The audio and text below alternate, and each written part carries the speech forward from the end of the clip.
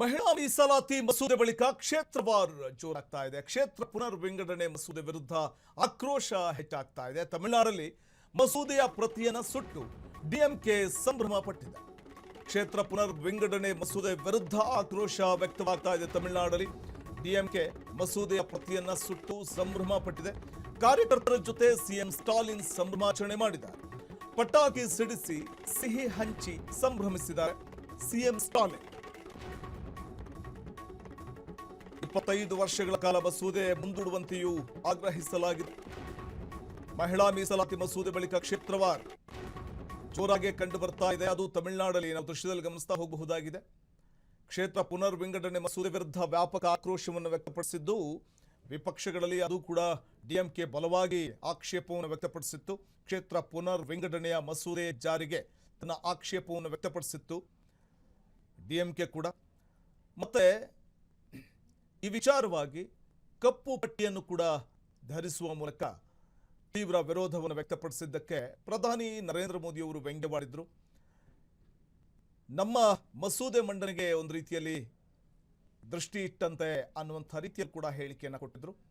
So ಈ ವಿಚಾರ ಭಾರಿ ಚರ್ಚೆಗೂ ಕೂಡ ಕಾರಣವಾಗಿತ್ತು. ಆದರೆ ನಿನ್ನೆ ಕ್ಷೇತ್ರ ಪುನರ್ ವಿಂಗಡಣೆ ಮಸೂದೆಗೆ ಸೋಲಾದ ನಂತರದಲ್ಲಿ ಡಿಎಂಕೆ ತನ್ನ ಸಂಭ್ರಮವನ್ನು ವ್ಯಕ್ತಪಡಿಸ್ತಾ ಇರುವಂಥದ್ದು. ತಮಿಳುನಾಡಲ್ಲಿ ಲಾಡು ಹಂಚಿ ಸಂಭ್ರಮಿಸ್ತಾ ಇದ್ದಾರೆ ಸ್ವತಃ ತಮಿಳುನಾಡು ಸಿಎಂ ಸ್ಟಾಲಿನ್ ಅವರು.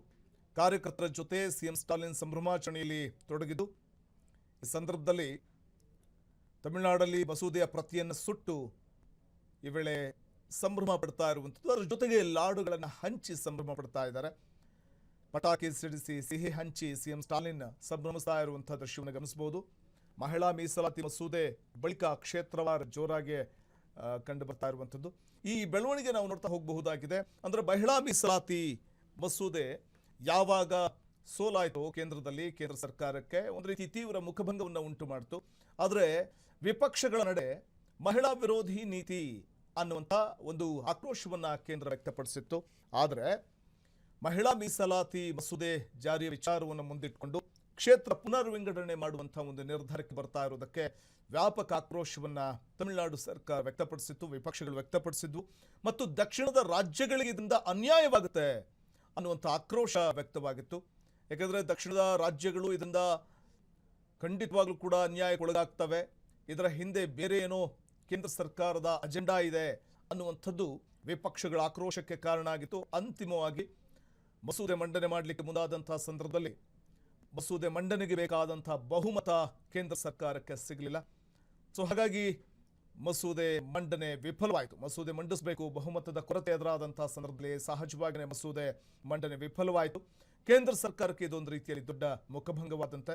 ಸೊ ಈ ವಿಚಾರವಾಗಿ ತಮಿಳುನಾಡಲ್ಲಿ ಸಿಎಂ ಸ್ಟಾಲಿನ್ ಕಾರ್ಯಕರ್ತರಿಗೆ, ಅಭಿಮಾನಿಗಳಿಗೆ ಸಿಹಿ ಹಂಚಿ ಮಹಿಳಾ ಮೀಸಲಾತಿ ಮಸೂದೆ ಮಂಡನೆ ಆಗಲಿಲ್ಲ, ಅದರಲ್ಲೂ ಕ್ಷೇತ್ರ ಪುನರ್ ವಿಂಗಡಣೆ ಮಸೂದೆ, ಆ ಮಸೂದೆಗೆ ಸೋಲಾಯಿತು ಮತ್ತು ಕೇಂದ್ರ ಬಿಜೆಪಿ ಸರ್ಕಾರಕ್ಕೆ ಮುಖಭಂಗವಾಯಿತು ಅನ್ನುವಂಥ ವಿಚಾರವನ್ನೇ ಸಂಭ್ರಮದ ರೀತಿಯಲ್ಲಿ ಆಚರಣೆ ಮಾಡ್ತಾ ಇರುವಂಥದ್ದು ತಮಿಳುನಾಡಲ್ಲಿ ಸಿಎಂ ಸ್ಟಾಲಿನ್. ತಾವು ಸಿಹಿಯನ್ನ ತಾವೇ ತಮ್ಮ ಕೈಯಾರೆ ಕಾರ್ಯಕರ್ತರಿಗೆ ನೀಡುವ ಮೂಲಕ ಸಂಭ್ರಮ ಪಡ್ತಾ ಇರುವಂಥದ್ದನ್ನ ಕಾಣಬಹುದಾಗಿದೆ. ಜೊತೆಗೆ ಮಸೂದೆಯ ಪ್ರತಿಯನ್ನು ಸುಟ್ಟು ಡಿಎಂಕೆ ಸಂಭ್ರಮಿಸಿದೆ ತಮಿಳುನಾಡಲ್ಲಿ. ಕ್ಷಣ ಕ್ಷಣದ ಸುದ್ದಿಗಳಿಗಾಗಿ ಫ್ರೀಡಂ ಟಿವಿ ಸಬ್ಸ್ಕ್ರೈಬ್ ಮಾಡಿ, ಲೈಕ್ ಮಾಡಿ ಹಾಗೂ ಫಾಲೋ ಮಾಡಿ. ಹೊಸ ಸುದ್ದಿಗಳ ನೋಟಿಫಿಕೇಶನ್ಗಾಗಿ ಬೆಲ್ ಐಕಾನ್ ಮೇಲೆ ಕ್ಲಿಕ್ ಮಾಡಿ.